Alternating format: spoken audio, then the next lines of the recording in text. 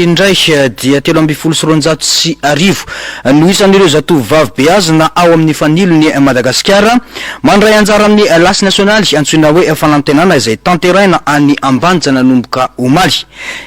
Lasa zay rahan'ireo diocèse 20 amin'ireo 20 manerana nosy ity lasy ity natokana ho an'ny beazina mba hanampiana azy ireo iaina lalina kokoa ho an'ny finoana katolika amin'ny fomba skoto amolavolana azy ireo ho vonona amin'ny andraikitra ara-tontolo iainana sy ara-piarahamonina. Ny Antsipriana izay.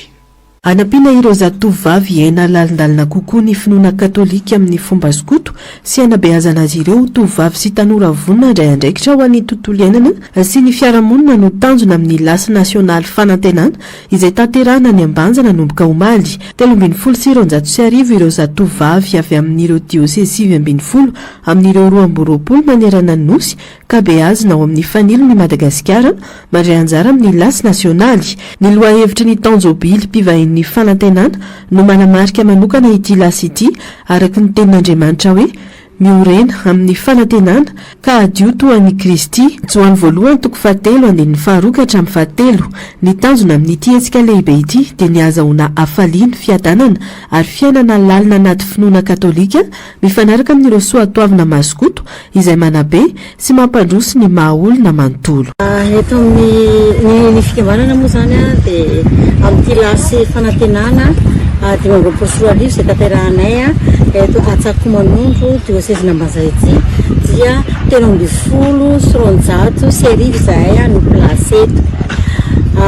Eo amin'ny diocèse izay tonga eto 20 amin'ny 20 beazina moa n'ity lasy ity dia ankizivavy tovovavy anana fahatokisantena amin'ny lafiny rehetra amin'izay ataony rehetrarehetra satria izay no efa namolavolana anazy dia anana fahatokisantena izy amin'ny eo amin'ny fiainany. Manaraka izany dia olona mahay mandray andraikitra na eo anivony any amin'ny ankonany eo amin'ny fiangonana amin'ny fiarahamonina amin'ny firenena tokony andraikitra amin'izay atao rehetra.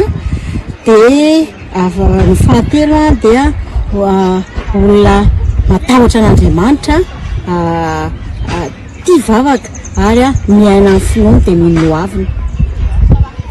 Natomboka tamin'ny sorona masina ny lasy ka tao amin'ny katedraly Saint-Joseph Ambanja no nanatanterahana izany ka notarian'i Monseigneur Francis Donatien niaraka tamin'ny Mon-Père Curé amin'ny katedraly sy ireo ray aman-dreny am-panavy amin'ny diocèse tonga nanotrina.